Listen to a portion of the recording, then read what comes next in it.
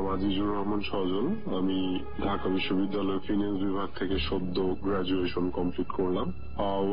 বলে রাখা ভালো, আজকে যে ঘটনাটা শেয়ার করতে যাচ্ছি সেটা হচ্ছে আমার বাসা কেন্দ্রিক। এর আগের ঘটনাটা বলে নেওয়া দরকার।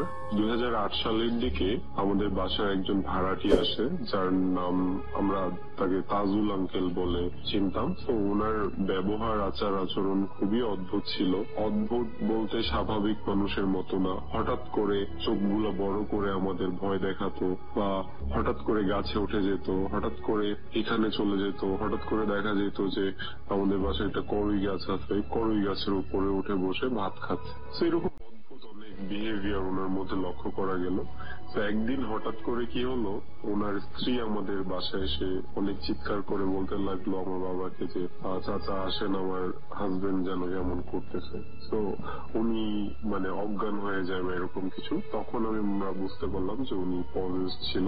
তো আমাদের ভাড়াটিয়া যারা ছিল সবাই চলে আসে একটা রুমে, উনি চলে আসে।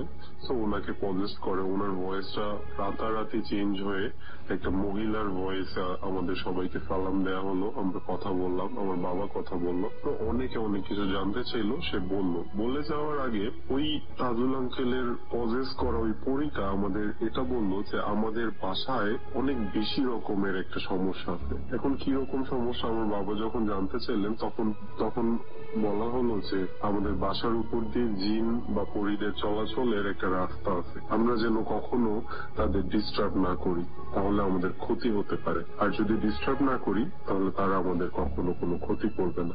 তো আমাদের বাসায় এরকম এই ঘটনাটা বলার পরে আমরা মোটামুটি একটু ভয় পেয়ে যাই। তারপরে একটা সার্টেন টাইম পরে তাজুল আঙ্কেল চলে যায়। আমরা আমাদের বাসায় প্রত্যেক দিন এরপর থেকে আমরা যখন জানতে পারলাম, আমরা সবাই খেয়াল করা শুরু করলাম। 2008 সালে আমরা আমাদের বাসায় উঠার 6 মাস হয়েছে। তখনও আমরা টের পাই নাই, বাট যখন আমরা এটা জানতে পারলাম তখন আমরা কিউরিয়াসিটি বশত রাত জাগতে শুরু করলাম। তো রাত জাগার পরে দেখা যাচ্ছে যে 2টা 2:30টার দিকে বাসার ছাদে ছুপ ছুপ ছুপ ছুপ ছুপ ছুপ নুপুরের শব্দ।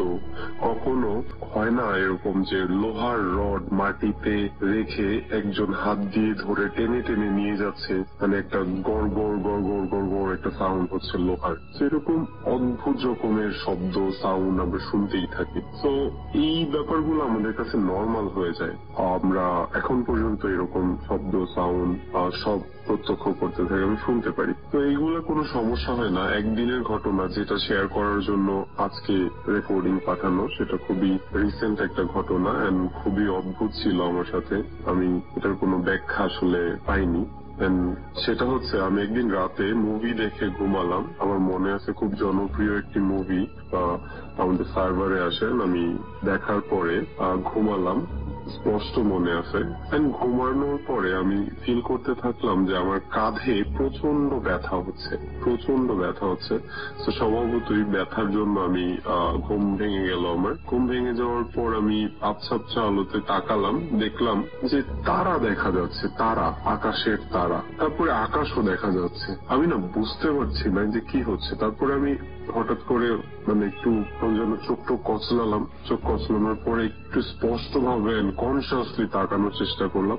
স্টিল তারা এবং আকাশ দেখা যাচ্ছে। দেন রাসেল ভাই, I don't know why and how, আমি আবিষ্কার করলাম আমি ছাদের মধ্যে শুয়েছিলাম এন্ড আমার মাথার নিচে একটা ইট দেয়া ছিল। এন্ড দ্যাট ইজ ওয়াই আমার কাঁধ এবং ঘাড় প্রচন্ড রকমের ব্যথা করতেছিল।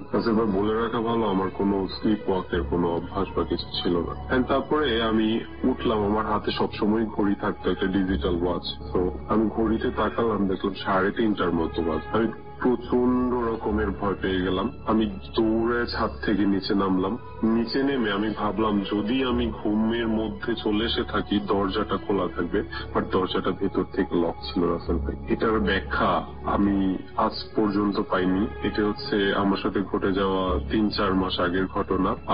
তারও কিছুদিন আগে আরেকটা অদ্ভুত ঘটনা ঘটে। সেটা হচ্ছে যে আমরা যেহেতু সবসময় শব্দ শুনতাম বা কেউ কিছু কিছু অনুভব করতে পারতো, তো আমরা বিশ্বাস করতাম যে হয়তো আমাদের বাড়িতে কোনো সমস্যা আছে বা কোন রকমের অ্যাবনর্মালিটি আছে। সো আমরা কি করতাম যে অনেক কিছু দেখে ফেললেও বা অনেক আনসার্টিন বা অ্যাবনর্মাল কিছু হইলেও আমরা সেটাকে ইগনোর করতাম। সো একটা দিন আমি রাতের বেলা ফোনে কথা বলতে ছাদে যাই।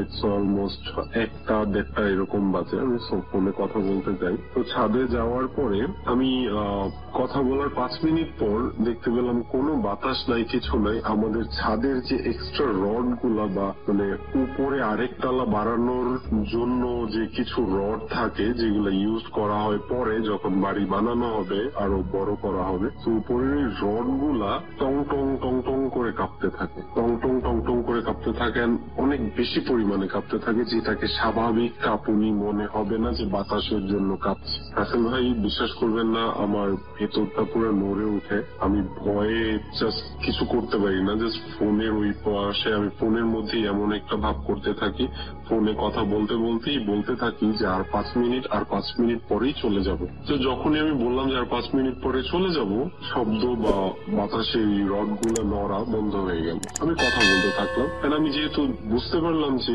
আমাদের বাসায় একটু মানে অ্যাবনর্মালিটি আছে বা আমাদের তো এখন পর্যন্ত কোনো ক্ষতি করে নাই, তো ওই ভরসায় আমি কথা বলতে থাকলাম। আমার খেয়াল ছিল না কতক্ষণ কথা বললাম। ঠিক 10 মিনিট বা 15 মিনিট পরে মানে আবার টং টং টং টং টং টং করে শব্দ শুরু হয়। তখন আমি রাসেল ভাই বুঝতে পারলাম যে আসলে আমার বুঝে এখন চলে যাওয়া উচিত। তো আমি কোনো কিছু করলাম না, ফোনটা পকেটে নিয়ে সুন্দর করে ছাদ থেকে নেমে চলে আসলাম।